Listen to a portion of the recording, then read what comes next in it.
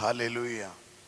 കരവും ശബ്ദവും ഉയർത്തി ശക്തിയോടെ ദൈവത്തിനൊന്ന് മഹത്വം കൊടുത്താട്ട്. അയ്യോ, ഇത്രയും പേര് ഇതിനകത്ത് ഇരുന്നിട്ട് ഇത്രയേ ശക്തിയേ ഉള്ളൂ. ഉറക്കെ ശബ്ദമുയർത്തി ദൈവത്തിനൊന്ന് മഹത്വം കൊടുത്താട്ട്. അയ്യോ, രാവിലെ എന്താണെന്നറിയത്തില്ല, ക്ഷീണമാണോ എന്തുവാ പ്രശ്നമെന്ന് അറിയത്തില്ല. ദൈവത്തെ ആരാധിക്കുന്നതിന് നിങ്ങൾ നാണക്കേട് വിചാരിക്കണ്ട. ഹലോ, ആമേൻ. നിങ്ങൾക്ക് നല്ലൊരു റിസൾട്ട് കിട്ടിക്കഴിയുമ്പം നിങ്ങൾ എങ്ങനെയാണ് അതിനെ ആഘോഷിക്കുന്നത്? ഇന്ന് ആരോഗ്യവും ആയുസ്സും തന്ന്, ഈ കഴിഞ്ഞ ദിവസം ഒരു ന്യൂസ് ഉണ്ടായിരുന്ന ഒരു മനുഷ്യന് 1-2 പ്രാവശ്യം കോട്ടുവായിട്ട ഉടനെ വായു പിന്നെ അടയ്ക്കാൻ പറ്റിയില്ലെന്ന്. ഹലോ, ഒരു സിസ്റ്റത്തിനും ഒരു കേട് വരുത്താതെ ഇന്ന് പകൽ ദൈവം ഇതിനകത്ത് കൊണ്ടുവന്നില്ലേ? കഴിഞ്ഞ രാത്രിയിൽ കിടന്നുറങ്ങിയ പലരും ഈ പ്രഭാതം കണ്ടില്ല. ആമേൻ. ആ സ്ഥലത്ത് ദൈവം നമ്മെ കൊണ്ടുവന്നു എന്നുറപ്പുള്ളവരുണ്ടെങ്കിൽ ഇന്ന് പകൽ അല്പസമയം ആ കരമടിച്ച്, ആമേൻ, പാസ്റ്ററിനല്ല, ഹല്ലേലൂയ, വേറെങ്കിലും ഒരു വ്യക്തിക്കല്ല മഹത്വം കൊടുക്കുന്നത്. ഹല്ലേലൂയ, ദൈവത്തിനാണ് ആരാധന അർപ്പിക്കുന്നതെന്ന ബോധ്യത്തോടുകൂടി അല്പസമയം ദൈവത്തിനൊന്ന് മഹത്വം കൊടുത്ത് കരങ്ങളടിച്ച് വാകൾ തുറന്ന്, എൻ്റെ നിർബന്ധത്തിനല്ല, നിങ്ങളുടെ അകത്തളങ്ങളിൽ ആരാധന ഉയരുന്നെങ്കിൽ, നന്ദി നിറയുന്നെങ്കിൽ, ഹല്ലേലൂയ, ശബ്ദമുയർത്തി അന്യഭാഷയുടെ അല്പസമയം ആരാധിച്ച് ഋഗലഘടകൽ ഘടാദന ഘടകൽ ഘടകം ധാനം ധേരം ധേരം ധേരം ധേരം ദേ ഹടകത ഋഗദ റീബൽ ഘാടവ റീബല ബൗഡവരം ദരദേ ഹടകൽ ഘാട ഖേര ധേര ഛാര ധാര ധേരദേ. കരങ്ങളടിച്ച് ശബ്ദമുയർത്തി ശക്തിയോടെ ദൈവത്തെ ആരാധിച്ചേ. ഹല്ലേലൂയ. പൈശാചിക മേഖലകൾ അറിയട്ടെ, നിന്നെ ആരോഗ്യത്തോടെ ഇവിടെ കൊണ്ടുവന്നത് വെറുതെ അല്ല. ആമേൻ. ദൈവത്തിന് തക്ക മഹത്വം കൊടുക്കാൻ. യെസ്.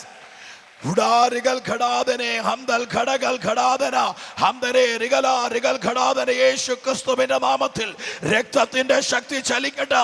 രക്തത്തിന്റെ ശക്തി, വചനത്തിന്റെ ശക്തി ജീവനായി വെളിപ്പെടട്ടെ. വചന വെളിപ്പാടുകളെ തടയുന്ന, ആമേൻ, പട്ടണത്തെ ഭരിക്കുന്ന സകല അന്ധകാര മണ്ഡലങ്ങളോ യേശു ക്രിസ്തുവിന്റെ നാമത്തിൽ കീഴടങ്ങട്ടെ. ആരാധിച്ചേ ദൈവത്തിന് മഹത്വം കൊടുത്തേ. സ്തുതിക്കുന്നത് നേരുള്ളവർ ഉചിതമെന്ന് വചനം പറയുമ്പോൾ, ഹല്ലേലൂയ, അന്യഭാഷയിൽ സംസാരിക്കുന്നവർ മനുഷ്യരോടല്ല ദൈവത്തോട് തന്നെ സംസാരിക്കുകയാ. ശബ്ദമുയർത്തി സൗഖ്യങ്ങൾ നടക്കുക. ഇപ്പോൾ തന്നെ ചില ശരീരങ്ങളിൽ നിന്നോ രോഗശക്തികൾ വിട്ടുമാറുന്നു. നീ വിശ്വസിക്കുക. ആരാധിക്കുന്ന വെറുതെയല്ല. ഒരു ഭോഷനെ പോലെ നീ സ്തുതിക്കുമ്പോൾ നിന്റെ വീട്ടിനകത്ത് വിടുതൽ നടക്കുക.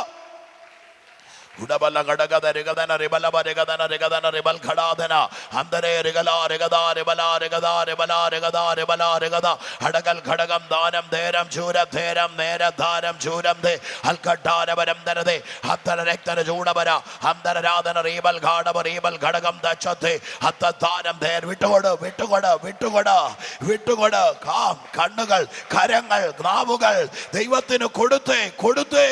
ഹല്ലേലൂയ. നല്ലത് കൊടുക്കുക ദൈവത്തിന്. ഓ ഹല്ലേലൂയ. രാജവസ്ത്രം ഊരി വെച്ച്, ആമേൻ, ഹല്ലേലൂയ, ആമേൻ, ആരാധിച്ചൊരു ദാവീദ് പുസ്തകത്തിനകത്തുണ്ട്.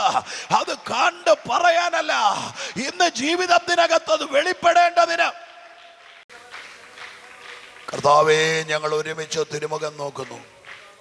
ഈ വിശുദ്ധ സഭാരാധനയിൽ ദൈവസാന്നിധ്യം ഞങ്ങളുടെ മേൽ തുറന്നു വിട്ടതിന് നന്ദി പറയുന്നു. വചനത്തിൽ കൂടി അങ്ങ് ഞങ്ങളോട് സംസാരിക്കണം. സകല മഹത്വവും ഞങ്ങൾ കുഞ്ഞാടി നർപ്പിക്കുന്നു. പ്രാർത്ഥന കേട്ടതിനായി സ്തോത്രം. യേശു ക്രിസ്തുവിൻ്റെ നാമത്തിൽ തന്നെ പിതാവേ. വേഗത്തിലൊരു തിരുവചന ഭാഗം ഒന്ന് വായിക്കാം. ഈ മോണിറ്റർ ഒന്ന് തിരിച്ചു വെച്ച് തരണേ. ഇച്ചിരി സൗണ്ട് കൂടെ ഒന്ന് വെച്ച് തരണം, മോണിറ്ററിൻ്റെ മാത്രം. എബ്രായ ലേഖനം 3-ാം അധ്യായത്തിൻ്റെ 1-ാമത്തെ വാക്യം ഒരാൾ മതി. ഓക്കെ, ഒരാൾ ശബ്ദമുയർത്തി വായിച്ച് തന്നാട്ട്. എബ്രായ ലേഖനം 3-ാം അധ്യായത്തിൻ്റെ 1-ാമത്തെ വാക്യം. അതുകൊണ്ട് ഇങ്ങോട്ട് നോക്കിക്കോ. ദാണ്ടെ കുഞ്ഞിരുന്ന് ഇവിടെ ഇരുന്ന് ഇത്ര കഷ്ടപ്പെട്ട് വാക്യം കാണിക്കുമ്പോൾ നിങ്ങൾ ബൈബിൾ അടച്ചോ, ഇങ്ങോട്ട് ശ്രദ്ധിച്ചോ. ആമേൻ. അതുകൊണ്ട് വിശുദ്ധ സഹോദരന്മാരെ, സ്വർഗീയ വിളിക്ക് ഓഹരിക്കാരായുള്ളവരെ, നാം സ്വീകരിച്ച് പറയുന്ന അപ്പോസ്തോലനും ശ്രേഷ്ഠ മഹാപുരോഹിതനുമായ യേശു ക്രിസ്തുവിനെ ശ്രദ്ധിച്ചു നോക്കണം. പ്ലീസ്, നിങ്ങൾ ബൈബിൾ അടച്ചു വെച്ച് എൻ്റെ മുഖത്തോട്ട് നോക്കിയിരിക്കണേ. നിങ്ങളുടെ ബൈബിള്, നിങ്ങളുടെ കണ്ണ്, നിങ്ങൾക്ക് വീട്ടിൽ പോയാലും അതെന്തോ ചെയ്യാം. എനിക്ക് പറഞ്ഞൊരു സമയമുണ്ട്, ആ സമയത്തിനകത്ത് എനിക്ക് നിർത്തണം. അത് കഴിഞ്ഞിട്ട് എനിക്ക് എന്തോ ചെയ്യാൻ പറ്റത്തില്ല, പ്രസംഗിക്കാൻ പറ്റത്തില്ല, അധിക പ്രസംഗമായി പോകും.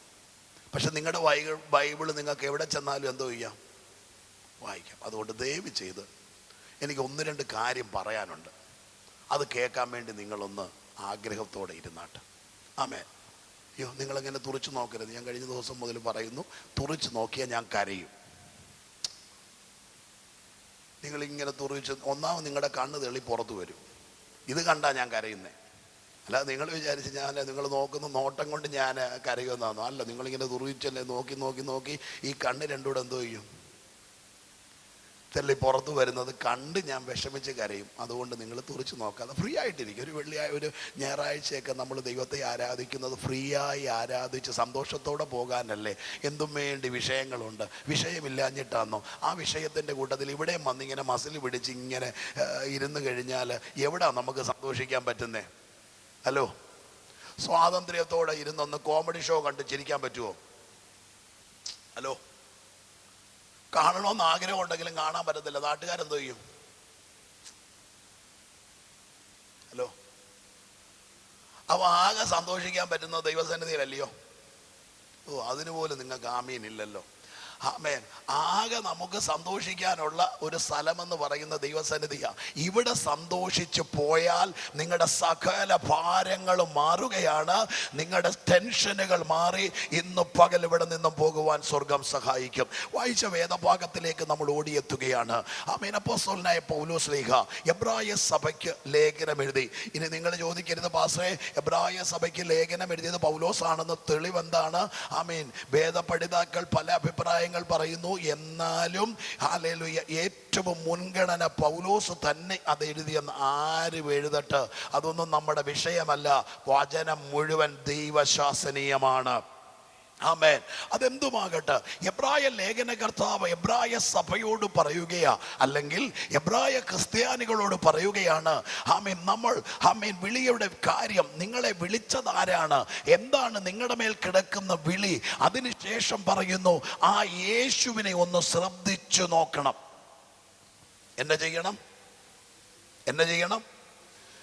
ഇന്ന് ഞാൻ ഈ വചനവുമായി ഇവിടെ വന്നു നിന്നപ്പോൾ ഇവിടുത്തെ പാട്ടുകളൊക്കെ ആണെങ്കിലും ദൈവത്തെ ഉയർത്തുന്ന, കർത്താവിൻ്റെ പല നാമങ്ങളെ ഉയർത്തുന്ന പാട്ടുകളായിരുന്നു. കർത്താവിൻ്റെ ദാസനും ഇവിടെ മെസ്സേജ് ആമേൻ പറഞ്ഞതിൻ്റെ ഇടയ്ക്ക് പറഞ്ഞു, നമ്മൾ ആരാധിക്കുന്ന ദൈവം ആരാണെന്നറിഞ്ഞാൽ ആരും നിർബന്ധിക്കേണ്ട, നമ്മുടെ അകത്തു നിന്നും ആരാധന ഉയർന്നുകൊണ്ടേയിരിക്കും. അതിനാരും ഫോഴ്സ് ചെയ്യണ്ട. ഇവിടെ നിന്നുകൊണ്ട് ആമേൻ വർഷിപ്പ് ചെയ്ത പ്രിയ കുഞ്ഞ് ഒന്ന് ആമേൻ സ്തോത്രം പറയാൻ പറഞ്ഞപ്പോൾ ഞാൻ നോക്കുമായിരുന്നു, ഒരെണ്ണം സ്തോത്രം പറഞ്ഞില്ല. ഹലോ, ആ മോള് പല രീതിയിൽ പല കാര്യങ്ങൾ പറഞ്ഞു നോക്കി. എനിക്കൊരു കാര്യം മനസ്സിലായി, അവളിനി എന്തോ പറഞ്ഞാലും നമ്മൾ അനങ്ങത്തില്ലെന്നുള്ള കാര്യം. എന്നിട്ട് അവൾ നിർത്തിയില്ല. ഞാൻ ഓർത്ത് അവൾ ക്ഷീണിച്ച് നിർത്തുമായിരിക്കുമെന്ന്. പക്ഷെ അവൾ നിർത്തിയില്ല. അവൾ വീണ്ടും പലതും പറഞ്ഞു നോക്കി. ഇനി നിങ്ങൾ പറയുന്നില്ലെന്ന് കണ്ടപ്പോൾ അവൾക്ക് മനസ്സിലായി, ഇനി ഞാൻ പാട്ട് പാടിയാലേ ശരിയാവത്തുള്ളെന്ന്. ഹലോ, അവളെ ഓർത്തെങ്കിലും നിങ്ങളൊരു സ്തോത്രം പറയേണ്ടതായിരുന്നു. ആ കുഞ്ഞ് അത്രയും കഷ്ടപ്പെട്ട് പാട്ട് പാടി, അതും അവള് ഗിത്താർ വായിച്ചോണ്ടാ എന്തോ ചെയ്തത്. അയ്യോ, എന്നിട്ട് പോലും മിണ്ടുന്നില്ല പാസ്റ്ററേ വരിക. നിങ്ങളിന്ന് മിണ്ടത്തില്ലെന്ന് ഇത്ര സമയത്തേക്ക് 10 മണി മുതൽ 12:30 വരെ ഞങ്ങൾ മിണ്ടത്തില്ലെന്ന് ആരോടെങ്കിലും തീരുമാനമെടുത്തിട്ട് വന്നോ? അല്ല. എന്നാ നിങ്ങൾ മിണ്ടെന്നേ. നിങ്ങൾ മിണ്ടിയില്ലെങ്കിൽ ഞാൻ മിണ്ടിക്കൊണ്ടിരിക്കും. അതാകെ പ്രശ്നമാവുകയും ചെയ്യും. അപ്പം യേശു കർത്താവിനെ ശ്രദ്ധിച്ചു നോക്കണം. നോക്കുവാൻ മനുഷ്യനെ അല്ല, ഇന്ന് പകൽ നമ്മുടെ മുമ്പിൽ വരച്ച് കാട്ടിയിട്ടുള്ള ഒരു തമ്പുരാനുണ്ട്. ആ കർത്താവിനെ നോക്കിയാൽ നമ്മുടെ ജീവിതത്തിനകത്ത് അസാധാരണമായ മാറ്റങ്ങൾ നടക്കും. ഇവിടെ ആമേൻ 2-3 പേർ എൻ്റെ നാമത്തിൽ കൂടി വരുമ്പോൾ അവരുടെ മധ്യത്തിൽ വരാമെന്ന് പറഞ്ഞൊരു കർത്താവ് ഇന്ന് പകൽ ഇതിനകത്ത് വന്നിട്ടുണ്ട്. എത്ര പേര് വിശ്വസിക്കുന്നുണ്ട്? എൻ്റെ കർത്താവ് ഇന്ന് പകൽ ആരാധനയ്ക്ക് യോഗ്യനായവൻ ഇതിന് നടുവിൽ വന്നിട്ടുണ്ടെന്ന് വിശ്വസിക്കുന്നവരുണ്ടെങ്കിൽ ആ കരമടിച്ച് ദൈവത്തിനൊന്ന് മഹത്വം കൊടുക്കുക. യേശുവിനാ നിങ്ങൾ ആരാധന കൊടുക്കുന്നത്, യേശുവിനാ നിങ്ങൾ മഹത്വം കൊടുക്കുന്നത്. ഈ യേശുവിനെ വെറുതെ കൊണ്ടു നടന്നുകൊണ്ട് കാര്യമില്ല കുഞ്ഞെ. ഈ യേശുവിനെ ശ്രദ്ധിച്ചു നോക്കിയാൽ നിന്റെ ചരിത്രം മാറാൻ തുടങ്ങുകയാ. നിന്റെ ജീവിതത്തിന്റെ അവസ്ഥ മാറാൻ കഴിയുന്ന ഒരു കർത്താവിനെയാ ഇന്ന് പകൽ ഇതിനകത്ത് നമ്മൾ ഉയർത്തുന്നത്. യേശുവിനെ ഉയർത്താൻ നീ മടി കാണിക്കണ്ട. ആ യേശുവിന്റെ നാമം കുഞ്ഞെ മടി കൂടാതെ യേശുവിനെ നീ ഉയർത്താൻ ശ്രമിച്ചാൽ, നീ ഉയർത്താൻ തയ്യാറായാൽ ആ നാമം നമ്മളെ അങ്ങ് ഉയർത്തും. ഹലോ, ഇവിടെ വന്നു നിന്ന് നമ്മൾ യേശുവേ സ്തോത്രം, യേശുവേ നന്ദി എന്നൊക്കെ പറഞ്ഞ് യേശുവിൻ്റെ നാമം ഉയർത്തിക്കൊണ്ടിരിക്കുമ്പോൾ നമ്മളൊരു മനുഷ്യനെ അല്ല ഉയർത്തുന്നത്, ആമേൻ, സർവശക്തനായ ദൈവത്തെയാ. നമ്മളിവിടെ ഇരുന്നു കൊണ്ട് സ്തോത്രം പറഞ്ഞുകൊണ്ടൊന്നും അല്ല സ്വർഗത്തിൽ ആരാധന ചെല്ലുന്നത്.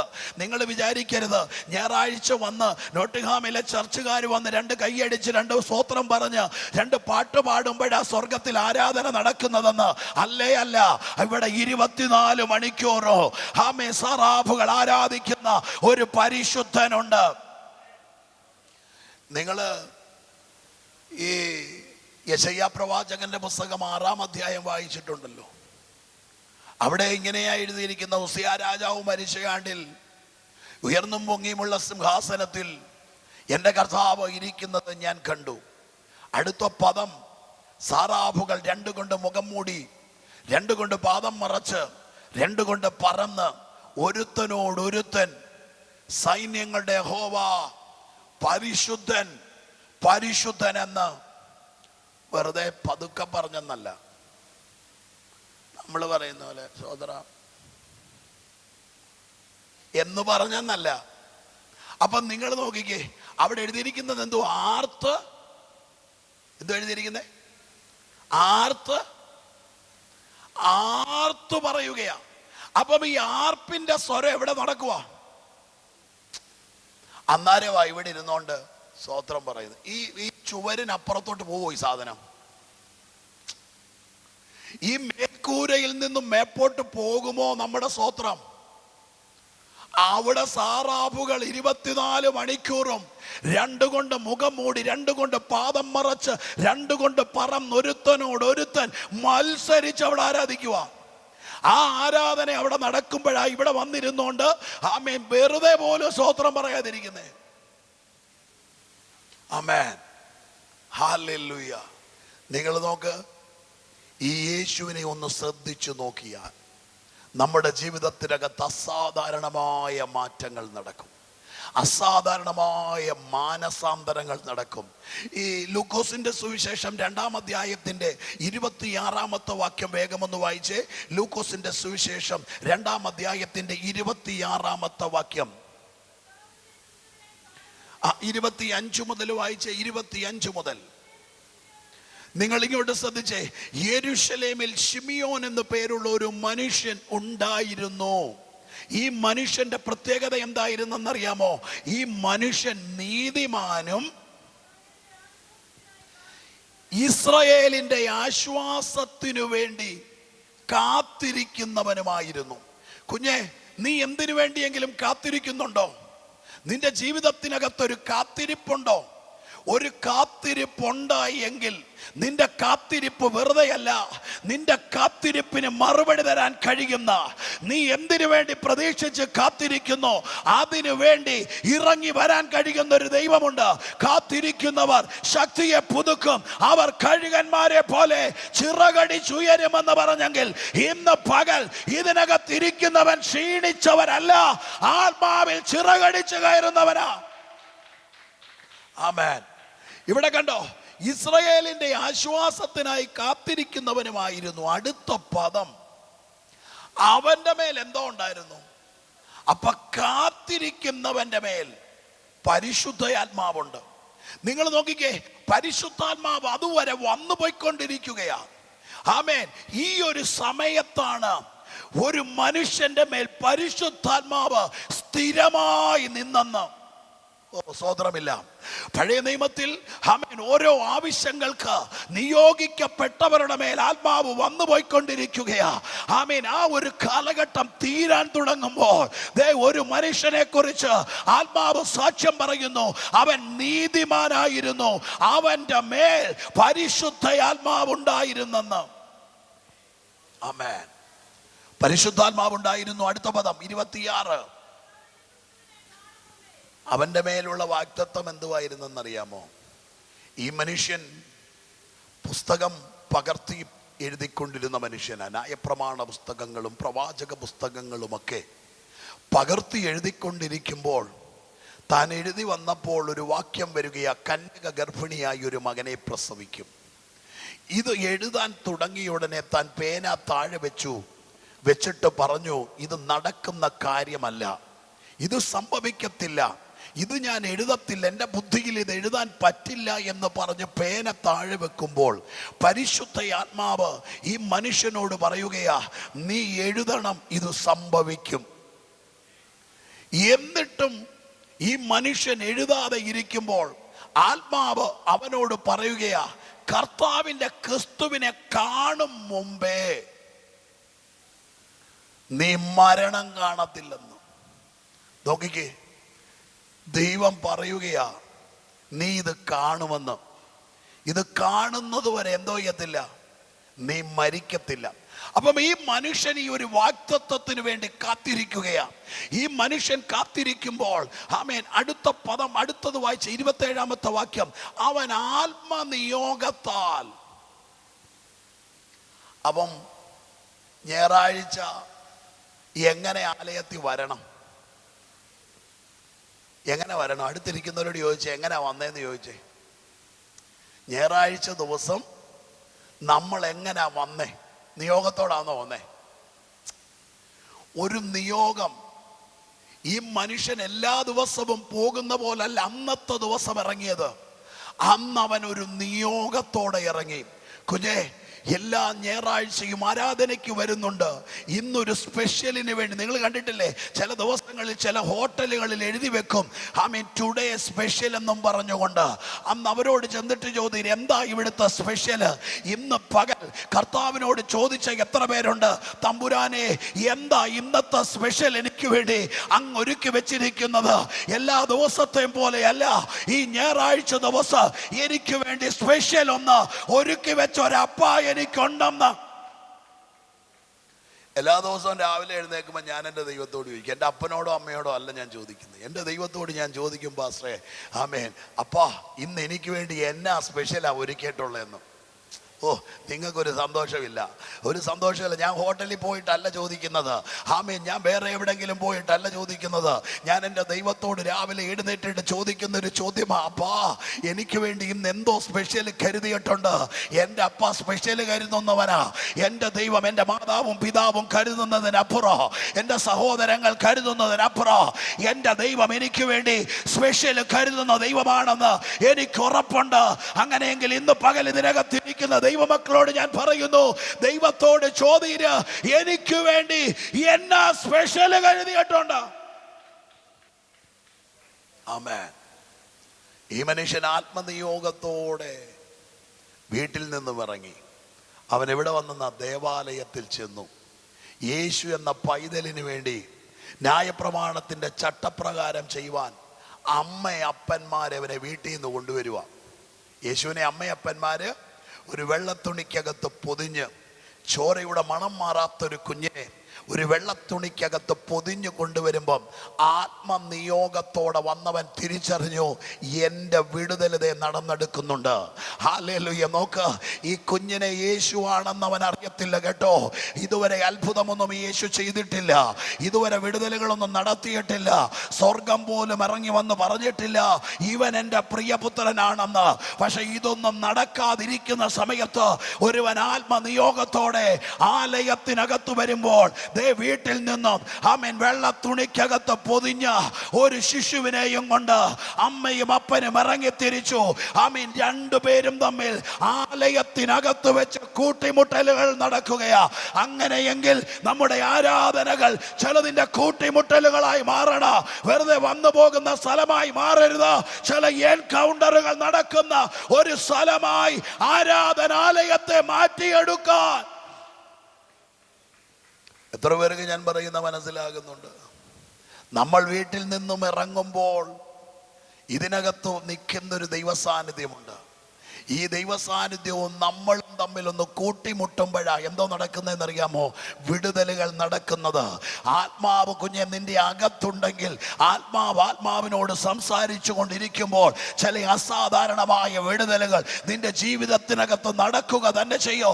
ഇന്ന് പകൽ ചിലതിൻ്റെ ജീവിതത്തിനകത്ത് ഇതുവരെ നടക്കാത്ത ചില വിടുതലുകൾ സ്വർഗത്തിലെ ദൈവം ചെയ്തുകൊണ്ടിരിക്കുകയാണെന്ന് പറഞ്ഞാൽ വിശ്വസിക്കാൻ കഴിയുന്നവരുണ്ടെങ്കിൽ ആത്മാവിൽ കരമടിച്ച് ദൈവത്തിനൊന്ന് മഹത്വം കൊടുത്തു തുടങ്ങിക്കേ. കരമടിക്കുന്നെങ്കിൽ ശക്തിയോടെ കരമടിക്കുക, ശക്തിയോടെ കരമടിക്കുക. ദൈവത്തിന് മഹത്വം കൊടുത്തു തുടങ്ങിക്കേ. ശക്തിയോടെ കരമടിക്കുക.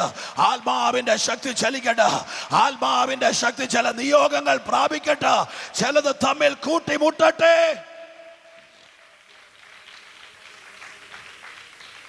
ചുടാലുകലഘടകൽ ഘടാധന ഹടകൽ ഘടാധനം ഹന്തൽ ഘടക ധനാധനം മദനജുന ഹടകൽ ഘടാധനെ രിഗതേ റിമലേ രിഗതേ രിഗലേ രിഗതേ ഹടകല മരബല. യെസ്, ചലിക്കട. ചിലത് തമ്മിൽ കൂട്ടിമുട്ടുകയാ, ചിലത് തമ്മിൽ കൂട്ടിമുട്ടുകയാ. നിന്നെ കൂട്ടുമുട്ടിക്കുന്ന ഒരു പകലായത്, ദൈവവുമായി അടുപ്പിക്കുന്ന പകലായത്. Yes.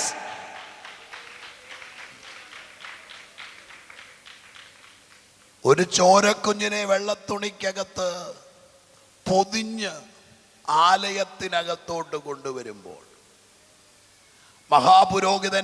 പുരോഹിതന്മാരും ശാസ്ത്രിമാരും പ്രമാണികളും ഒക്കെയുള്ള ഒരു രംഗം. ഇതിൻ്റെ നടുക്കി കുഞ്ഞിനെ ചെന്നെടുക്കാൻ തയ്യാറാകുമോ? തേജസ് വാരി ചുറ്റിയവനായ തമ്പുരാൻ ഇതിന്റെ നടുവിൽ നട കൊണ്ടിട്ട് പോലും നമുക്കൊന്ന് റിസീവ് ചെയ്യാൻ പറ്റുന്നില്ല. ഹലോ, പതിനായിരങ്ങളിൽ അതിസുന്ദരനായ തമ്പുരാൻ ഇതിന്റെ നടുവിൽ ഇറങ്ങി നിന്നിട്ട് പോലും ആ കർത്താവിനെ ഒന്ന് ശ്രദ്ധിക്കാൻ നമുക്ക് പറ്റാതിരിക്കുമ്പോഴാണ് ആത്മനിയോഗത്തോടെ ഒരു ചോരക്കുഞ്ഞിനെ ഒരുവൻ ആത്മനിയോഗത്തോടെ വാരി കയ്യിലങ്ങെടുത്തെന്ന് അവിടെ എഴുതിയിരിക്കുന്ന കണ്ടോ. അടുത്ത പദം 28-ാമത്തെ വാക്യത്തിൽ എഴുതിയിരിക്കുന്നത് കണ്ടോ. അവനെ കയ്യിൽ ഏന്തി.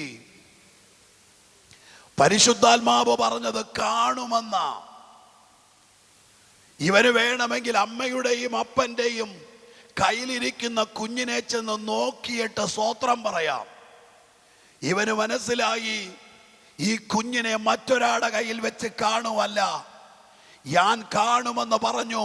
പക്ഷെ ഞാൻ അതെൻ്റെ കയ്യിലോട്ട് എടുക്കുവാണെന്ന് പറഞ്ഞ് ഇവൻ അമ്മയുടെയും അപ്പൻ്റെയും കയ്യിൽ നിന്നും ഈ കുഞ്ഞിനെ ആത്മാവുള്ളവൻ കയ്യിൽ വാങ്ങി ഇതിനെ കണ്ട് ദൈവത്തെ സ്തുതിച്ചെങ്കിൽ ഒരു പൊടിക്കുഞ്ഞിനെ രക്തം മാറാത്ത ഒരു കുഞ്ഞിൻ്റെ മുഖത്ത് നോക്കി അവൻ്റെ വാഗ്ദത്തമാണെന്ന് അവൻ തിരിച്ചറിഞ്ഞെങ്കിൽ ഇന്ന് പകല് ഞാൻ പറയുന്നു, കുഞ്ഞെ, നിന്റെ വാഗ്ദത്തം നിന്റെ അടുക്കൽ വന്ന് നിൽക്കുകയാ.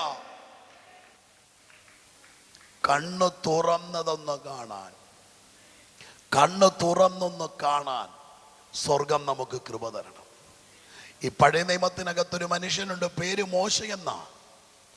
ഈ മനുഷ്യൻ ദൈവത്തിൻ്റെ വാഗ്ദത്തം ആമേൻ തലമേൽ ചുമന്നുകൊണ്ട് നടന്ന മനുഷ്യൻ 40-ാമത്തെ വയസ്സിൽ ഇസ്രയേൽ ജനത്തിൻ്റെ വിടുതലിന് വേണ്ടി ഗോശനിൽ ചെന്ന് അവരെ വിടുവിക്കാൻ ഞാനാണ് ഇറങ്ങിയതെന്ന് പറഞ്ഞ് ചെല്ലുമ്പോൾ അവർ ചോദിക്കുന്നൊരു ചോദ്യമുണ്ട്, നിന്നെ ആരാ ഞങ്ങൾക്ക് ന്യായകർത്താവാക്കി വെച്ചത്? നീ ഇന്നലെ ഒരുവനെ കൊന്ന കാര്യം ഞങ്ങൾക്കറിയാം, ഞങ്ങളത് പരസ്യമാക്കുമെന്ന് പറയുമ്പോൾ ഈ മോശ മിസ്രയീമിൽ നിന്നും ഇറങ്ങി ഓടിയ ഒരു ഓട്ടമുണ്ട്. ഈ ഓട്ടം ചെന്ന് നിന്നത് എവിടെയാണെന്നറിയാമോ? യിത്രോവിൻ്റെ വീട്ടിൽ. മിദ്യാന്റെ പുരോഹിതനായിരുന്ന യിത്രോവിൻ്റെ വീട്ടിനകത്ത് ചെന്ന് കയറി. നിങ്ങൾ ആ മോശയുടെ രംഗമൊന്ന് ചിന്തിച്ചേ. മിസ്രയീമിൽ ഒരു ചെറുപ്പക്കാരൻ്റെ വിവാഹം 18 വയസ്സോ 20 വയസ്സിനോ ഇടയ്ക്കും നടക്കും. എന്നാൽ 40 വയസ്സായിട്ടും ആരുടെ വിവാഹം നടക്കുന്നില്ല? ആരുടെയും ആയിട്ട് വാസം, ഞങ്ങൾക്കൊന്നും ഒരു വിഷയമല്ല. ഒരു 27 വയസ്സ് കഴിഞ്ഞാൽ അല്ലെങ്കിൽ 28 വയസ്സ് കഴിഞ്ഞാൽ നമ്മൾ വിവാഹം കഴിച്ചില്ലേ, നാട്ടുകാർക്കല്ലയോ ടെൻഷൻ? ആണോ അല്ലയോ? വിവാഹമൊന്നും നോക്കുന്നില്ലയോ? ഇപ്പം എൻ്റെ മൂത്ത മോൻ 25 വയസ്സായതേ ഉള്ളൂ. ഇപ്പം മുതലേ ആൾക്കാർ കല്യാണാലോചനയായിട്ട് തുടങ്ങിയേക്കുക. എന്നെക്കാട്ടിലും ടെൻഷൻ ആർക്കാണെന്നറിയാമോ? നാട്ടുകാർക്കാണ്. ഇപ്പോൾ എനിക്കതുകൊണ്ട് ടെൻഷൻ അടിക്കേണ്ട ഒരു കാര്യമില്ല. അവർ പെണ്ണിനെ നോക്കി മിക്കവാറും കല്യാണത്തിനുള്ള ചിലവും അവർ തന്ന് കല്യാണം വരെ അവർ നടത്തുമെന്ന് തോന്നുന്നു. ഇതാണ് നമ്മുടെ അവസ്ഥ. അപ്പം മോശയുടെ അവസ്ഥയൊന്ന് ചിന്തിച്ച്, എത്ര വയസ്സായി? 40 വയസ്സായിട്ട് കല്യാണം കഴിക്കാതിരുന്ന എന്നെ ചിന്തയാ. ഈ മോശ തന്നെ മടുക്കത്തില്ലയോ? എല്ലാ ഉപവാസ പ്രാർത്ഥനയ്ക്കും ചെന്നിരിക്കുമ്പം ദൂതുണ്ട്. എന്തുവാ? ദൈവത്തിന് നിന്നെ വേണം, നിന്റെ സ്ഥിതി മാറ്റും, നിന്നെ ഉന്നതനാക്കും, നിനക്ക് അനുഗ്രഹിക്കപ്പെട്ട ഒരു ജീവിതമുണ്ട്. ഇത് കേട്ട് കേട്ട് കേട്ട് 40 വർഷമായ ക്ഷീണിക്കത്തില്ലയോ? പിന്മാറ്റത്തിൽ പോകാഞ്ഞത് സ്വോത്രം. ഇപ്പോഴും വന്നിരിക്കുന്നത് എന്താണെന്നറിയാമോ? വേറെ പോകാൻ വഴിയൊന്നുമില്ല പാസ്റ്ററേ. അപ്പം 40 വർഷമായിട്ട് കേട്ട വാഗ്ദത്തമൊന്നും നടക്കാതെ വല്ലാതെ ചുറ്റി വളഞ്ഞു നിൽക്കുന്ന സമയത്ത് വീണ്ടും ഒരു പ്രശ്നം കൂടെ വന്നു. ഇതിനകത്തു നിന്നും ഓടിച്ചെന്ന് കയറുന്നത് യിത്രോവിൻ്റെ വീട്ടിൽ. അവിടെ ചെന്ന് കയറിയപ്പോഴേ 40 വർഷം നടക്കാത്ത വിടുതലുകൾ എവിടെ നടക്കുമെന്നറിയാമോ? ചെന്ന് കയറിയപ്പോഴേ പുള്ളിയുടെ കല്യാണം നടന്നു.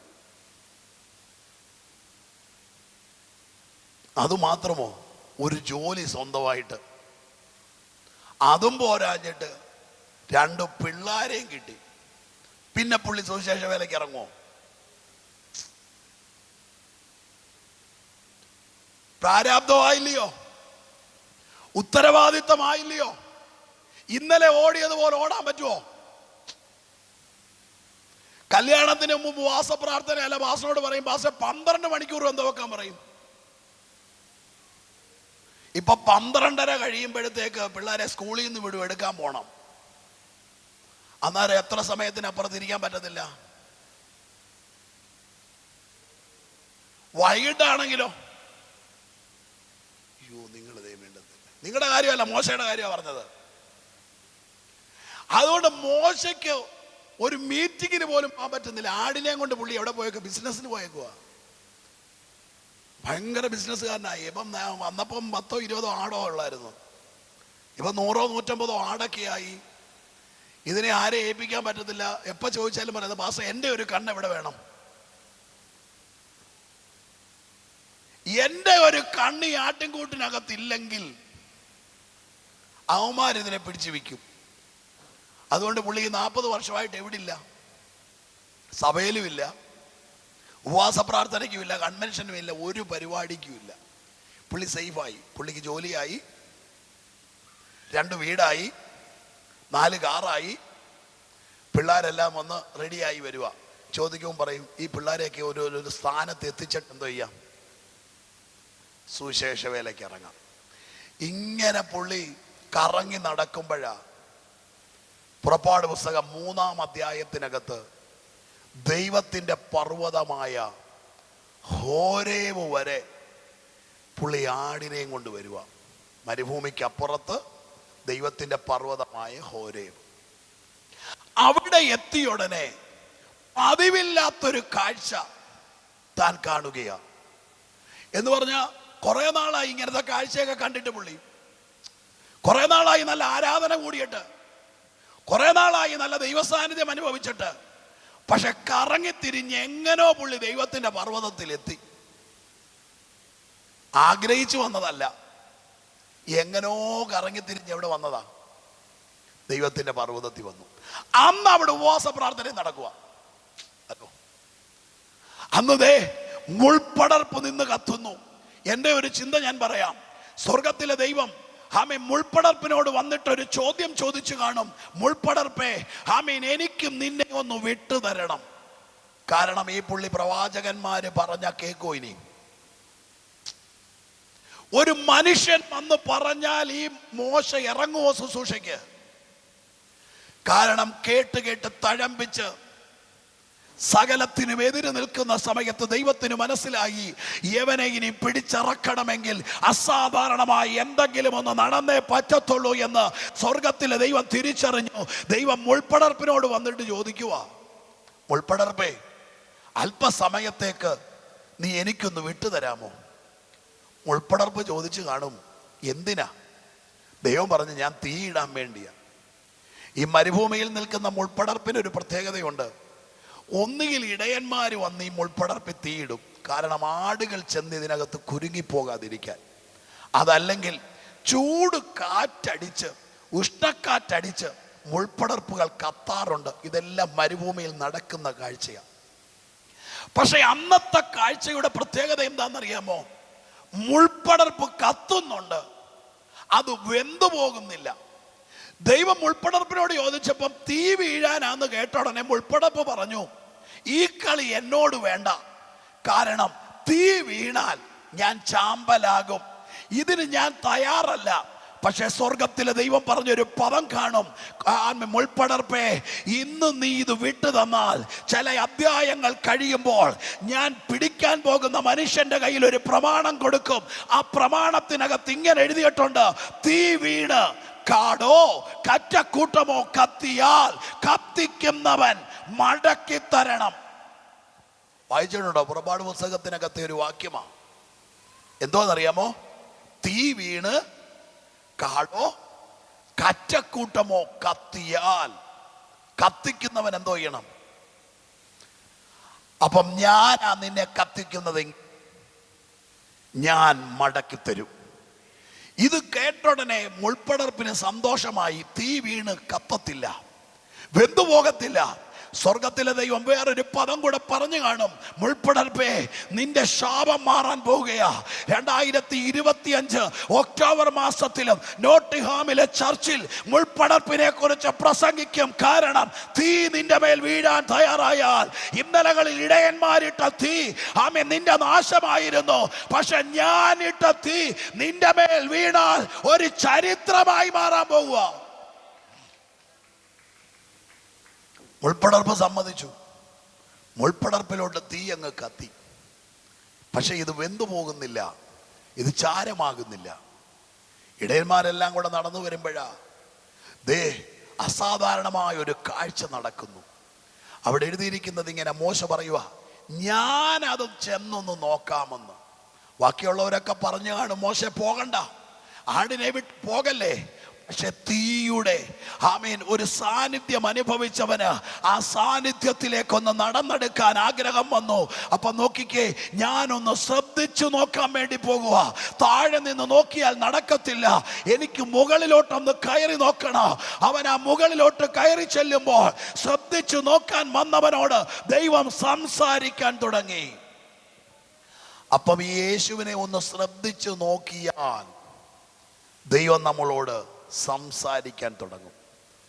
ഒന്നാമത്തെ കാര്യം എന്തുവാ? ഈ ദൈവത്തെ ശ്രദ്ധിച്ചു നോക്കിയാൽ ഈ ദൈവം നമ്മളോട് തിരിച്ച് സംസാരിക്കും.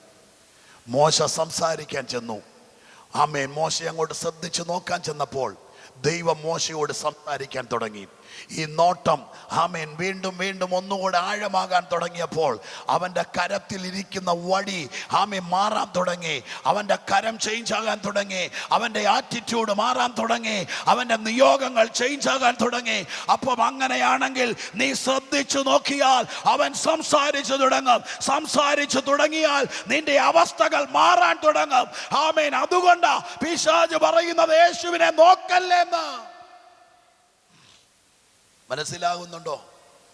യേശുവിനെ നോക്കാൻ തുടങ്ങുമ്പോഴേ നമുക്ക് ഉറക്കം വരുന്നേ.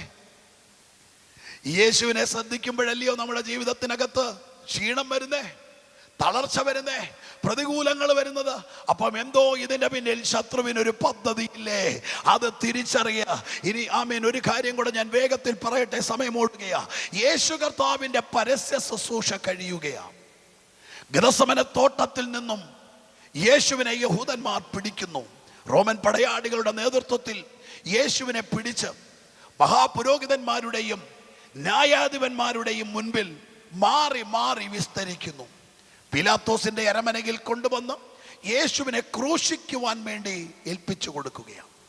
ഗബതയിലും ഒക്കെ യേശുവിൻ്റെ ശരീരം ആളല്ല എന്ന് തോന്നുമാറ് വിരൂപമാക്കി യേശുവിൻ്റെ ശാമേൻ മരക്കുരിശും ചുമന്നുകൊണ്ട് യേശു കർത്താവ് ഗോൽഗുത്തായിലോട്ട് പോകുകയാണ്.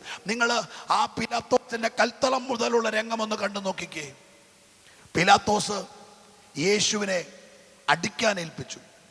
അവിടെ നിന്ന് ഇറങ്ങി വരുമ്പോൾ യഹൂദന്മാർ ക്രൂശിക്ക ക്രൂശിക്ക എന്നാർക്കുന്നു.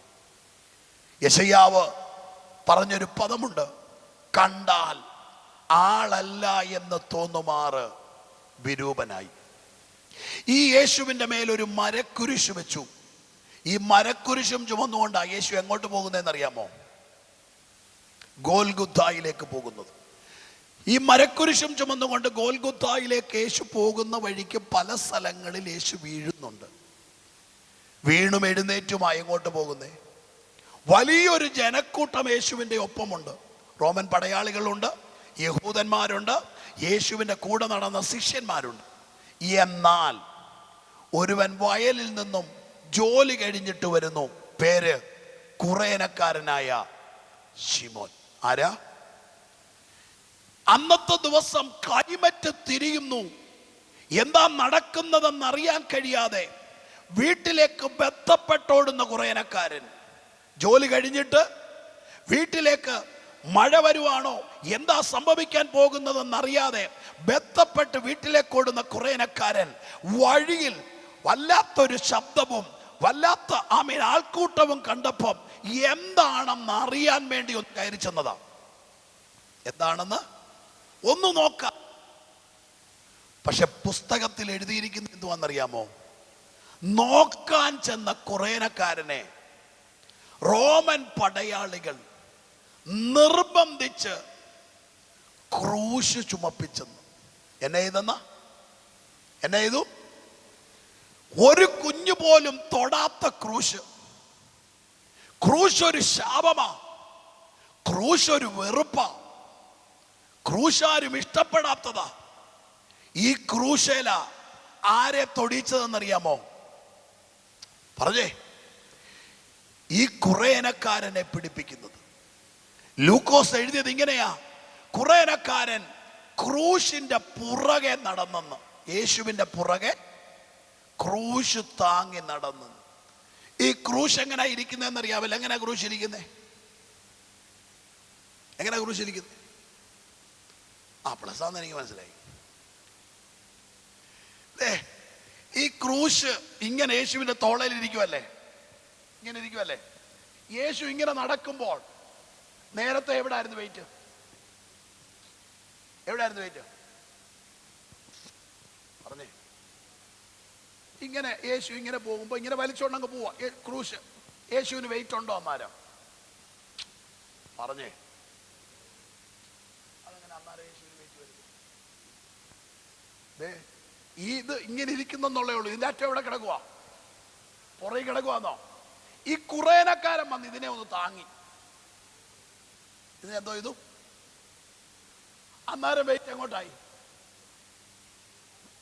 ഹലോ, പിടികിട്ടുന്നുണ്ടോ നിങ്ങൾക്ക്? അതുവരെ ഉള്ള വെയിറ്റ് ആണോ കുറേനക്കാരൻ താങ്ങിയപ്പോഴാണോ വെയിറ്റ് കൂടിയത്? എപ്പോഴാ വെയിറ്റ് കൂടിയേ? അയ്യോ, നിങ്ങൾ ഇവിടെ ഉള്ളവരല്ലേ? പക്ഷെ ഞായറാഴ്ചത്തെ സഭാരാധനയ്ക്ക് കുറേനക്കാരനോടൊന്ന് ചോദിച്ചേ. കുറേനക്കാരൻ വന്ന് സാക്ഷ്യം പറയുന്നത് എന്തുമായിരിക്കും? ഞായറാഴ്ചത്തെ സഭാരാധനയ്ക്ക് കുറേനക്കാരൻ ഇവിടെ, ഇന്ന് സഭാരാധനയ്ക്ക് കുറേനക്കാരൻ ഇവിടെ ഉണ്ടെന്ന് വെച്ചു, സാക്ഷ്യത്തിന് സമയം കൊടുക്കുമ്പോൾ പാസ്റ്റർ എന്നായിരിക്കും സാക്ഷ്യം പറയുന്നത്? പ്രിയ ദൈവമക്കളെ, ഞാൻ ജോലി കഴിഞ്ഞിട്ട് വീട്ടിലോട്ട് ഓടിപ്പോകുമ്പോഴാ നമ്മുടെ ഒരു സ്നേഹിതൻ വഴിയിൽ ബന്ധപ്പെട്ട് കിടക്കുമായിരുന്നു. ക്രൂശ് ചുമക്കാൻ കഴിയാഞ്ഞപ്പോൾ ഞാൻ എന്തോ ചെയ്തു? ഒരു താങ്, 1.5 താങ്ങായിരുന്നത്. ഈ താങ് കാരണമാണ് എവിടെ ചെന്നത്? ഗോൽഗുഥായിലെത്തിയത്. എന്നാ കുറേനക്കാരനെ, നീ തൊട്ടപ്പം മുതല് പ്രശ്നം കൂടിയതല്ലാതെ. ഹലോ, നമ്മുടെയൊക്കെ വിചാരം നമ്മൾ വന്നതുകൊണ്ട് എന്തോ ആയെന്ന. അന്നേരം മുതൽ തമ്പുരാൻ ഇരിക്കുക. ആമേൻ. കുറേനക്കാരൻ തൊടുന്നത് വരെ യേശുവിന് ഈ ക്രൂശ് ഒരു അഡ്ജസ്റ്റ് ചെയ്ത് എവിടെ കൊണ്ടുവരുന്നു? കുറേനക്കാരാ, നീ പിടിച്ചത് കൊണ്ടല്ല, ഞാൻ നിന്നെ പിടിപ്പിച്ചതാ. ഇതിനകത്ത് കയറാൻ യോഗ്യതയില്ലാത്ത നിന്നെ കൊണ്ട് ഞാൻ ഇതിനെ തൊടിയിച്ചതാ. ഇനി നിങ്ങൾ നോക്കിക്കേ, ഈ കുറേനക്കാരൻ വന്ന് ഈ ക്രൂശെ തൊട്ടുടനെ ക്രൂശിന്റെ മുകളിൽ തൊട്ട് താഴെ വരെ എന്തോ ഒഴുകിക്കൊണ്ടിരിക്കുക. ഈ കുറേനക്കാരൻ വന്ന് ഇതേലൊന്ന് തൊട്ടുടനെ യവന്റെ കൈ നനഞ്ഞു. വെള്ളം തൊടുന്നത് പോലല്ല കയ്യിൽ ബ്ലഡ് തൊടുന്നത്, നിങ്ങൾക്കറിയാമല്ലോ. ആമേൻ. യവൻ പെട്ടെന്ന് ക്രൂശിൽ നിന്നും കൈ വലിച്ചു നോക്കിയോണ്ട് കൈ മുഴുവൻ എന്തുവാ? ടിഷ്യൂ അന്വേഷിച്ച് പോവുക. അന്നേരം എന്തോ അന്നേരം പണ്ട് വീട്ടിൽ കിച്ചണിൽ ചെയ്യുന്ന പണി ഉണ്ടായിരുന്നല്ലോ, ഇപ്പോഴും അത് തന്നെ ആണല്ലോ.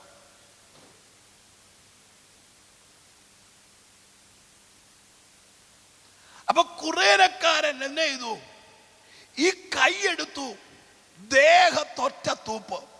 അമ്മാരം അടുത്ത കയ്യിൽ എന്തോ ആയി, ഇതും എന്തോ ചെയ്തു.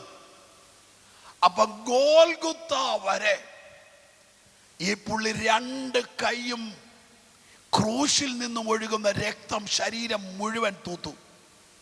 ഗോൽഗുത്തായിൽ കൊണ്ട് എന്ന് ക്രൂശ് താഴെ വെച്ചിട്ട് ഇവനെ തന്നെ ഒന്ന് നോക്കി, ശരീരം മുഴുവൻ രക്തം. ഇവൻ ഓടി വീട്ടിൽ വന്ന് കോളിംഗ് ബെൽ അടിക്കുക. കോളിംഗ് ബെൽ അടിച്ചപ്പോൾ അമ്മാമ്മ വന്ന് കതവ് തുറന്നു. കതവ് തുറന്നുടനെ രാവിലെ അച്ചായൻ പോയത് കുഴപ്പമില്ലാതാ, പക്ഷെ ഇപ്പോൾ വന്ന് നിൽക്കുന്നത് ശരീരം മുഴുവൻ രക്തം പുരണ്ട്. എന്തോ ചെയ്യും അമ്മാമ്മ? നിങ്ങൾ എവിടാ വീണേന്ന് ചോദിച്ചോണ്ട് അടിയുണ്ടാക്കുവോ? അമ്മാമ്മ ചാടി കെട്ടി അങ്ങ് പിടിക്കത്തില്ലേ? അച്ഛാ എന്നാ പറ്റിയെന്നും ചോദിച്ചോണ്ട്.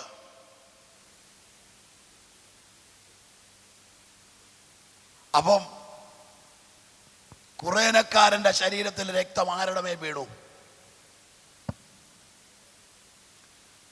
അച്ഛാന്റെയും അമ്മാമ്മയുടെയും നിലവിളി കേട്ട് വീട്ടിനകത്ത് ഉറങ്ങിക്കിടന്ന 2 കുഞ്ഞുങ്ങളുണ്ട്.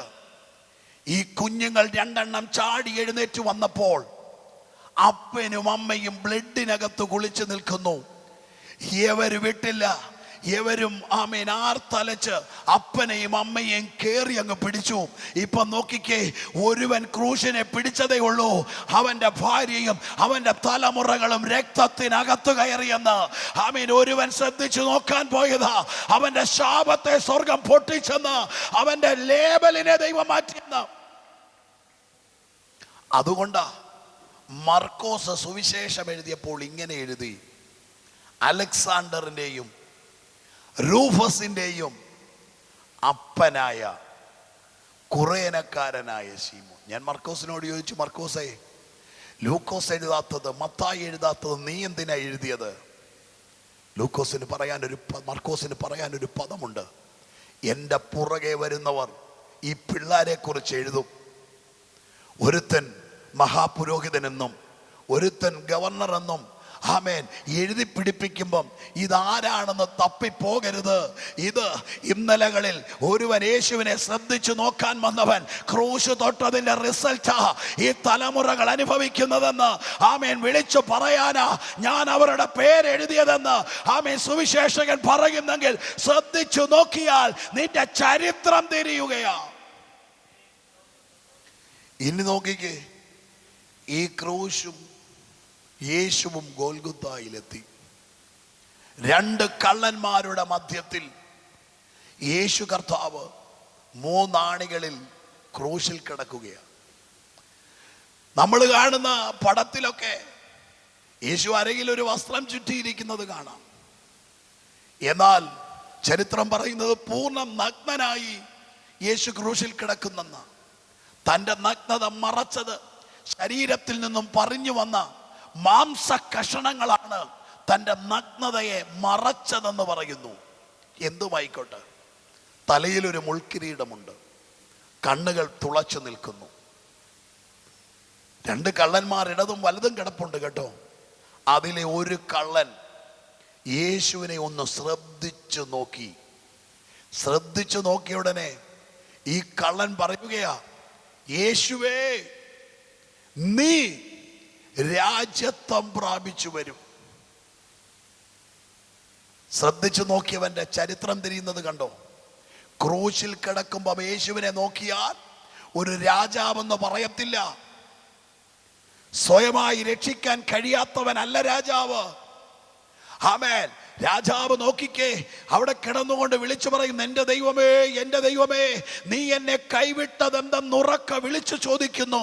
ഈ ചോദ്യം ചോദിച്ചവനെ നോക്കിയിട്ട് അടുത്ത് കിടക്കുന്ന ആമേൻ കള്ളൻ പറയുന്നു, നീ രാജ്യത്വം പ്രാപിച്ചു വരുമ്പം എന്നെയും ഒന്നോർക്കണം. വേദനയുടെ നടുവിൽ, പരിഹാസത്തിൻ്റെയും നിന്ദയുടെയും ശാപത്തിൻ്റെയും നടുവിൽ യേശു തമ്പുരാൻ പറഞ്ഞൊരു പദമുണ്ട്. നീ പറഞ്ഞത് അന്നത്തെ കാര്യമാണ്, പക്ഷെ ഞാൻ ഇന്നത്തെ ഒരു കാര്യം നിന്നോട് പറയാം. ഇന്ന് നീ എന്നോടുകൂടെ പറുദീസയിലിരിക്കും. അപ്പൊ നിങ്ങൾ നോക്കിക്കേ, ശ്രദ്ധിച്ചു നോക്കുന്നവന്റെ ആമേൻ ചരിത്രത്തെ ദൈവം തിരിച്ചിട്ടുണ്ട്. ഒരു മോശ ആമേൻ ശ്രദ്ധിച്ചു നോക്കുവാൻ വേണ്ടി കയറി ചെന്നപ്പോൾ ആ മോശയോട് ദൈവം സംസാരിക്കാൻ തുടങ്ങി. കഴിഞ്ഞ 80 വർഷമായി നടക്കാത്ത വിടുതലുകൾ അവന്റെ ജീവിതത്തിനകത്ത് ഒരൊറ്റ സെക്കൻഡ് കൊണ്ട് ദൈവം ചെയ്തെടുത്തെങ്കിൽ ഇന്ന് പകല് ഞാൻ പറയുന്നു, പല വിഷയങ്ങളുടെ മധ്യത്തിലും നീ യേശുവിനെ ഒന്ന് ശ്രദ്ധിച്ചു നോക്കിയാൽ നടക്കത്തില്ലെന്ന് പറയുന്ന പല വിഷയങ്ങളും നടത്തി തരുന്ന ഒരു ദൈവമുണ്ടെന്ന് പറഞ്ഞാൽ വിശ്വസിക്കുന്നവരുണ്ടെങ്കിൽ ആ കരം അടിച്ച് ദൈവത്തിന് മഹത്വം കൊടുത്ത്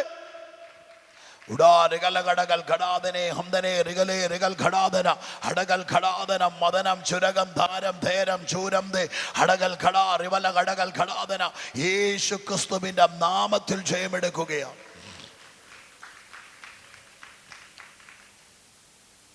ഒരുവന്റെ കുടുംബത്തിന്റെ ചരിത്രം അങ്ങ് തിരിഞ്ഞു. ശ്രദ്ധിച്ചു നോക്കാൻ ചെന്നതാ. അവന്റെ തലമുറകൾ നശിച്ചെന്നല്ല, അവന്റെ തലമുറകളെ സ്വർഗം അങ്ങ് അനുഗ്രഹിച്ചു. കുറേനക്കാരൻ, ആർക്കും വേണ്ടാത്തവൻ, ഹല്ലേലൂയ. തലമുറകളെ നോക്കിക്കേ, ഒരു രക്തം കയറി അങ്ങ് പിടിച്ചതാ. ഹല്ലേലൂയ, ആമേൻ. അവസ്ഥ മാറ്റാൻ കഴിയുന്ന ഒരു ദൈവമുണ്ട്. അതുകൊണ്ടാ എബ്രായ ലേഖനകർത്താവ് പറഞ്ഞത്, എബ്രായ ക്രിസ്ത്യാനികളുടെ നോട്ടം മാറി, അവരുടെ ചിന്ത മാറി, അവരുടെ വിചാരങ്ങൾ മാറാൻ തുടങ്ങിയ ഉടനെ എബ്രായ ലേഖനകർത്താവ് പറയുന്നു, അതുകൊണ്ട് വിശുദ്ധ സഹോദരന്മാരെ, സ്വർഗീയ വിളിക്ക് ഓഹരിക്കാരായുള്ളവരെ, നാം സ്വീകരിച്ചു പറയുന്ന അപ്പോസ്തലനും ശ്രേഷ്ഠ മഹാപുരോഹിതനുമായ യേശു ക്രിസ്തുവിനെ ശ്രദ്ധിച്ചു നോക്കണം. നിങ്ങളുടെ നോട്ടം മാറരുത്. ഈ ജീവിതയാത്രയിൽ നമ്മളൊരു ഓട്ടക്കളത്തിനകത്താണ് നിൽക്കുന്നത്. അതുകൊണ്ടാണ് ഇതേ ലേഖനത്തിൻ്റെ 12-ാം അധ്യായത്തിനകത്ത് ഇങ്ങനെ പറയുന്നുണ്ട്. എബ്രായ ലേഖനം 12-ാം അധ്യായത്തിൻ്റെ 1-ാമത്തെ വാക്യത്തിൽ ഇങ്ങനെ പറയുന്നു, ആകയാൽ നാമും സാക്ഷികളുടെ ഇത്ര വലിയൊരു സമൂഹം നമുക്ക് ചുറ്റും നിൽക്കുന്നത് കൊണ്ട് സകല ഭാരവും മുറുകെ പറ്റുന്ന പാപവും വിട്ട് നമ്മുടെ മുമ്പിൽ വെച്ചിരിക്കുന്ന ഓട്ടം സ്ഥിരതയോടെ ഓടുക. അടുത്ത പദം, വിശ്വാസത്തിന്റെ നായകനും പൂർത്തി വരുത്തുന്നവനുമായ യേശു ക്രിസ്തുവിനെ നോക്കുക. അപ്പം ഓട്ടം സ്ഥിരതയോടെ ഓടണമെങ്കിൽ ഈ ഓട്ടത്തിന്റെ ഇടയിൽ വഴി തെറ്റിപ്പോകാതെ, ആമേൻ, പിന്മാറിപ്പോകാതെ ഓട്ടം സ്ഥിരതയോടെ ഓടണമെങ്കിൽ യേശുവിനെ മാത്രമേ നോക്കാൻ പാടുള്ളൂ. വേറെ എവിടെ നോക്കിയാലും കുഞ്ഞെ നിന്റെ നോട്ടം മാറിപ്പോകരുത്. ആമേൻ. ഒറ്റ ലക്ഷ്യമേ ഉള്ളൂ. ഈ ജീവിതയാത്രയിൽ ഈ ഭൂമിയെ നോക്കിയല്ല ജീവിക്കേണ്ടത്. ആമേൻ. ഇവിടെ എന്തെങ്കിലും ഉള്ളതല്ല. നിന്റെ നോട്ടം മുഴുവൻ ഉയരത്തിലായിരിക്കട്ടെ. ഉയരത്തിൽ നിന്ന് വരുന്നൊരു ക്രിസ്തുവുണ്ട്. ആമേൻ. ഉയരത്തിൽ നിന്നും പോയതുപോലെ വേഗം വരാമെന്ന് പറഞ്ഞ ഒരു കർത്താവുണ്ട്. ആ കർത്താവ് വരും. നിന്റെ നോട്ടം മാറരുത്. വിശ്വസിക്കുന്നവർ കരമടിച്ച് ദൈവത്തിന് മഹത്വം കൊടുക്കുക. നിന്റെ നോട്ടം തിരിയല്ലേ. ആമേൻ. ഏതെല്ലാം മേഖലകളിൽ ശത്രു കൊണ്ടുവന്ന് നിന്റെ നോട്ടത്തെ മാറ്റാൻ ശ്രമിക്കുമ്പോൾ അവിടെ വിളിച്ചു പറയണം, എന്റെ നോട്ടം മാറാൻ ഞാൻ അനുവദിക്കത്തില്ല.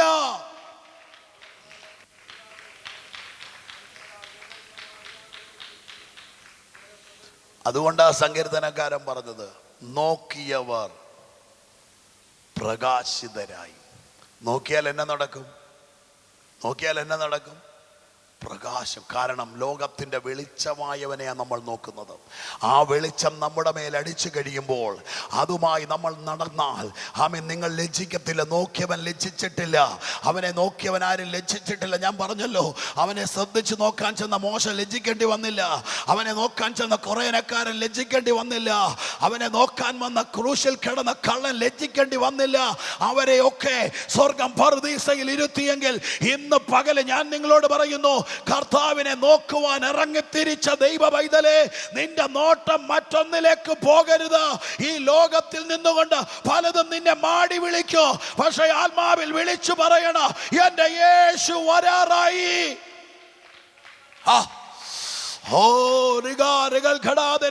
വിശ്വസിക്കുന്നവർ ആത്മാവിൽ പ്രതികരിക്കുക.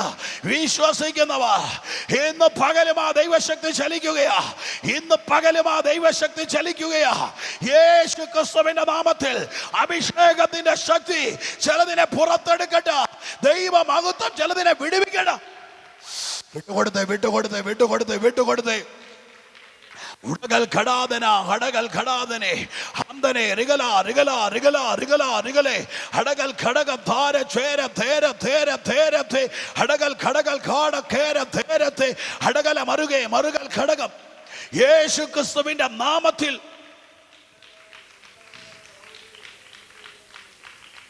കുഞ്ഞേ, നിന്റെ നോട്ടം മാറ്റിക്കളയാൻ ശത്രു ശ്രമിക്കും. ഈ ജീവിതയാത്രയിൽ മറ്റു പലതും നമ്മുടെ മുൻപിൽ കൊണ്ടുവന്നിടും. ഇത് കൊണ്ടുവന്നിടുമ്പോൾ പറയണം, എൻ്റെ നോട്ടം മാറത്തില്ല, ഉയരത്തിലാ എൻ്റെ നോട്ടം. അതുകൊണ്ട് കൊലോസ്യ ലേഖനത്തിനകത്ത് പറയുന്നു, ഉയരത്തിലുള്ളത് തന്നെ അന്വേഷിപ്പീൻ. ആമേൻ. ഉയരത്തിൽ നിന്നാണ് നമ്മുടെ വീണ്ടെടുപ്പുകാരൻ വരുന്നത്. ഈ ഭൂമിയിലുള്ളതിനെ നോക്കി ജീവിച്ചാൽ നമ്മുടെ ജീവിതം പരാജയമായി മാറും. അതുകൊണ്ട് ഞാൻ എൻ്റെ ആമേൻ വാക്കുകൾ നിർത്തുകയാ. ഒരു നിമിഷം കണ്ണുകൾ അടച്ച് ദൈവസന്നിധിയിൽ എഴുന്നേറ്റാട്ട് ശ്രദ്ധിച്ചു നോക്കാൻ പറ്റുന്ന ഒരു കർത്താവ് നമ്മുടെ മധ്യത്തിലുണ്ട്. എല്ലാ കണ്ണുകളും അടച്ച് ഒരു നിമിഷം പ്രാർത്ഥിച്ച്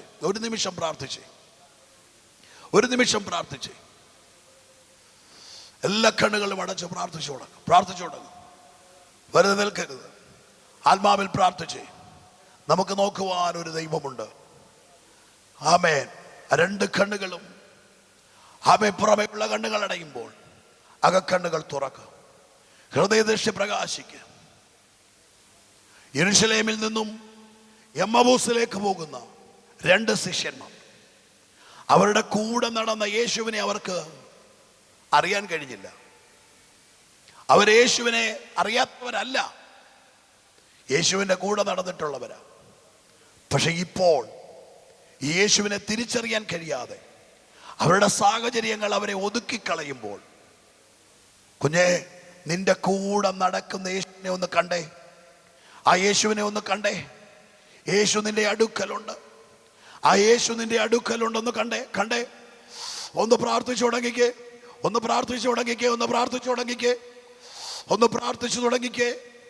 യേശു ക്രിസ്തുവിന്റെ സാന്നിധ്യം ചലിക്കട്ടെ. ജീവൻ വെക്കുന്നത് പോലെ ഇപ്പോൾ രോഗികൾ സൗഖ്യമാകട്ടെ. ചില മേഖലകളിൽ ഒരു ബ്രേക്ക് ത്രൂ സംഭവിക്കുക. പൊളിയോ ആ ആ ആ തൊടുക, തൊടുന്നു, തീ പിടിക്കുന്നു, തീ പിടിക്കുന്നു. ആ ഉടാരകൽ ഘടാദനെ ഹടകൽ ഘടാദന ഹന്തനെ രിഗല രിഗല രിഗദ രബല രിഗല രിഗദ ഹടകൽ ഘടാദനെ ഹന്തൽ ഘടക ധുരാദനം. എല്ലാ കണ്ണുകളും അടച്ച് കരങ്ങൾ ദൈവസന്നിധിയിൽ ഒന്ന് ഉയർത്തിപ്പിടിച്ച് യേശു ഇതിന്റെ മധ്യത്തിലുണ്ട്. എത്ര നാളത് യേശുവിന്റെ കൂടെ നടന്നു എന്നുള്ളതല്ല, ജീവകാലം മുഴുവൻ കൂടെ നടന്നിട്ടും യേശുവിനെ നോക്കാൻ അറിയേണ്ടതുപോലെ അറിയാൻ കഴിഞ്ഞില്ലെങ്കിൽ, യെരുശലേമിൽ നിന്നും എമ്മാവൂസിലേക്ക് പോയ ശിഷ്യന്മാരും നമ്മളും തമ്മിൽ എന്താ വ്യത്യാസം? കൂടെ നടക്കുന്നു, തർക്കിക്കുന്നു, പറയുന്നതെല്ലാം യേശുവിനെ കുറിച്ചാ. യേശു മരിച്ചതാ പറയുന്നേ, യേശു ഉയർത്തെഴുന്നേറ്റതാ പറയുന്നേ. ആമേൻ. യേശുവിനെ കുറിച്ച് പറയുന്നുണ്ട്. പക്ഷെ അടുത്ത് നിൽക്കുന്ന യേശുവിനെ മാത്രം കാണാനും അറിയാനും കഴിയുന്നില്ലെങ്കിൽ നമ്മുടെ ആരാധന വെറുതെ അല്ലേ കുഞ്ഞെ? നമ്മുടെ പ്രാർത്ഥന വെറുതെ അല്ലേ? പക്ഷെ ഇന്ന് പറ, എൻ്റെ അകക്കണ്ണ് തുറക്കണമെന്ന് പറ. എനിക്ക് അടുത്ത് നിൽക്കുന്ന യേശുവിനെ അറിയേണ്ടതുപോലെ അറിയണം. എനിക്ക് അടുത്ത് നിൽക്കുന്ന യേശുവിനെ കാണേണ്ടതുപോലെ കാണണം. ആരിലും അധികമായി, എല്ലാറ്റിലും അധികമായി എൻ്റെ അബ്ബായെ ഞാൻ സ്നേഹിക്കുന്നെന്ന് പറ. പറ. ഓ, ഒരു തരി പോലും കുറയത്തില്ലെന്ന് പറ. പാട്ടുകാരൻ പാടിയില്ലയോ, ഒരിമ പോലും വെട്ടാതെ. നമ്മളെ അങ്ങനെ ആര് നോക്കിയിട്ടുണ്ട് പ്രിയര്? ഒരിമ പോലും വെട്ടാതെ നമ്മെ നോക്കുന്ന ഒരപ്പ ഉണ്ടെന്ന്. നമ്മുടെ അമ്മ ഇവിടെ ഇല്ലല്ലോ, നമ്മുടെ സഹോദരങ്ങൾ ഇവിടെ ഇല്ലല്ലോ. ആരുമില്ലാത്തപ്പോഴും ഇമ വെട്ടാതെ നോക്കുന്ന ഒരുപ്പ. ആ ദൈവസ്നേഹം തിരിച്ചറിയുന്നവരുണ്ടോ? ആരുണ്ട്? നിറയുന്നൊരു ദൈവ സാന്നിധ്യം ഇതിനകത്ത് ചലിക്കുന്നുണ്ട്, ചലിക്കുന്നുണ്ട്. നിന്റെ അടുത്ത് നിൽക്കുന്ന യേശു നിന്നെ തൊടുക, അടുത്ത് നിൽക്കുന്ന യേശു നിന്നെ തൊടുക. സൗഖ്യങ്ങൾ ഇതിനകത്ത് നടക്കുന്നു. ചില നാളുകളായി നിന്റെ ഉദരത്തിനകത്ത് കെട്ടിയ കെട്ടുകൾ അഴിയുന്നു. നാളുകളായി നിന്റെ ശരീരത്തിന് മേൽ വ്യാപരിച്ചു വച്ചിരുന്ന ചിലത്, ഓ നിന്റെ തലയിൽ കെട്ടിവെച്ചത്, തലവേദനകൾ മാറുകയാ. ഓ യേശുവിന്റെ നാമത്തിൽ ഇപ്പോൾ തന്നെ ചില സൗഖ്യങ്ങൾ ഇതിനകത്ത് നടക്കുന്നു.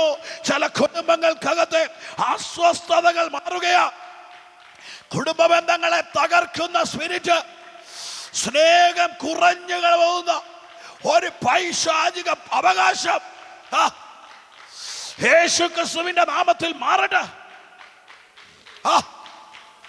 മാറട്ടെ, മകുതം ചലിക്കട്ടെ. പിതാവേ, ഈ ദൈവസഭയെ യേശു ക്രിസ്തുവിന്റെ രക്തത്താൽ മുദ്രയിട്ട് അനുഗ്രഹിച്ച് പ്രാർത്ഥിക്കും. തുറന്ന സ്വർഗത്തിന്റെ കീഴിൽ കർത്താവ് വരെ ഇരുത്തണം, വലിയവ ചെയ്യണം. ഇന്ന് അയച്ച സൗഖ്യത്തിനും വിടുതലുകൾക്കുമായി നന്ദി. ആ സ്നേഹത്തോട് പറ്റി കർത്താവിനോട് ചേർന്ന് നിൽക്കുന്നൊരു തലമുറയായി സ്വർഗം അവരെ മാറ്റണം. അനുഗ്രഹിക്കുന്നു യേശു ക്രിസ്തുവിൻ്റെ നാമത്തിൽ തന്നെ. സമയമനുസരിച്ച് ദൈവസഭയോട്, ദൈവദാസനോട് നന്ദി അറിയിക്കുന്നു. കർത്താവ് എല്ലാവരെയും ധാരാളമായി അനുഗ്രഹിക്കട്ടെ.